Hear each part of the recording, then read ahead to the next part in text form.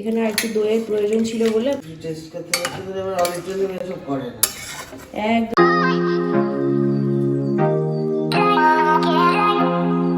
Hi everyone, welcome to my channel. This is Nandita. আজকে আমি তোমাদের সাথে ফার্স্ট টাইম একটা রেসিপি শেয়ার করব। না, ফার্স্ট টাইম না, আমি আগে বিরিয়ানি রেসিপি শেয়ার করেছিলাম। আজকে আমি চিকেন রেজালার রেসিপি শেয়ার করব, বাঙালি স্টাইলে, পুরো বাড়িতে একদম সুন্দর করে চিকেন রেজালা। এখানে আমি 500-র একটু বেশি হয়তো চিকেনটা আছে। আর এখানে আমি ম্যারিনেশন করার জন্য আদা, পেঁয়াজ, রসুন, লঙ্কা বাটা, তোমাদের যেমন কোয়ান্টিটির চিকেন থাকবে তোমরা সেরকমভাবে কোয়ান্টিটি অনুযায়ী সব কিছু দেবে। আর ব্ল্যাক পেপারও দিতে হবে, গোলমরিচের গুঁড়ো। আর যদি তোমাদের গোলমরিচের গুঁড়ো না থাকে তাহলে তার জন্য শাহমরিচ গুঁড়ো করে দিতে পারো, মানে যে কোনো একটাই দেবে, হয় শাহমরিচ নয় গোলমরিচ। এগুলো দিয়ে ম্যারিনেশন করে আর ফ্যাটানো টক দই দিতে হবে। টক দইটা কিন্তু মেন রেজালার জন্য।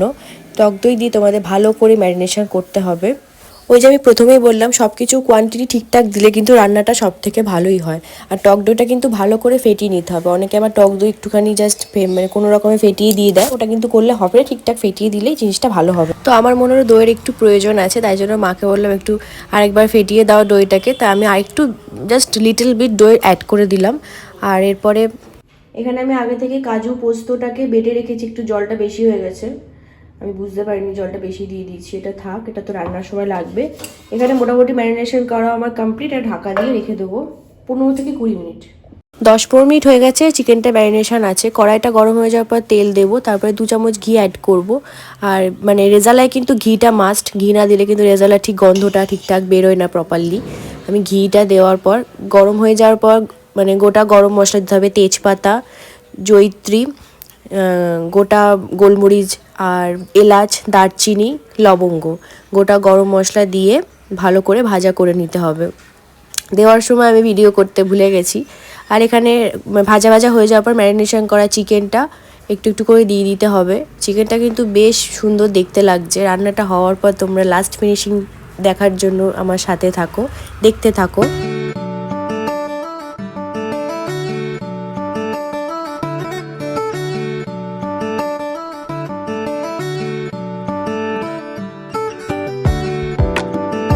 এরপর আমি এখানে স্বাদ মতো নুন আর চিনি অ্যাড করে দেবো। চিনি তো সব রান্নায় দিতে হয় ব্যালেন্সের জন্য। তারপর এখানে ভালো করে 5-7 মিনিট কুকড হোক, আমি এটাকে ঢাকা চাপা দিয়ে দেবো।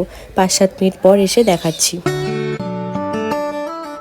5-7 মিনিট হয়ে গেছে। আমি এবার এখানে অ্যাড করে দেবো যে কাজু পোস্তটা বেটে রেখেছিলাম, ওটা আমি অ্যাড করে দিলাম। তারপরে ভালো করে বেশ নাড়াচাড়া করে আর কিছুক্ষণ ঢাকা দিয়ে রাখবো।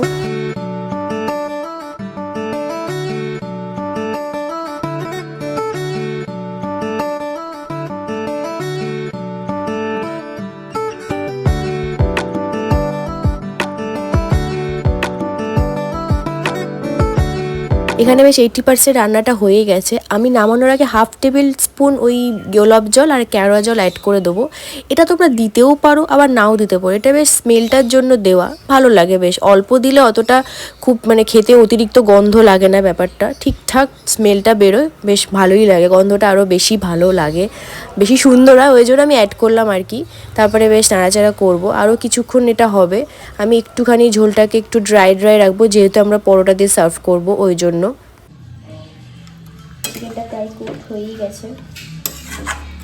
এবার আমি এটাকে নামানোর আগে ঘি আর গোলমরিচের গুঁড়ো ছড়িয়ে দেবো। যাদের কাছে শাহমরিচ থাকবে বাড়িতে, তারা শাহমরিচটাকে গুঁড়ো করে নিয়ে ছড়িয়ে দিতে পারো।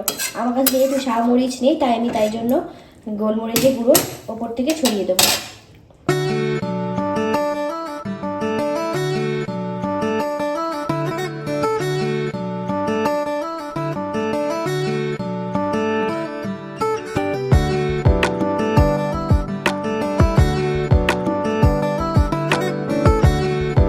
আর একটু সামান্য গরম মশলা ছড়িয়ে দিলে গন্ধটা বেশ ভালোই লাগে। একটু সামান্য গরম মশলা তোমরা পারলে ছড়িয়ে দিও। আমি এখানে গরম মশলা অ্যাড করে দিলাম।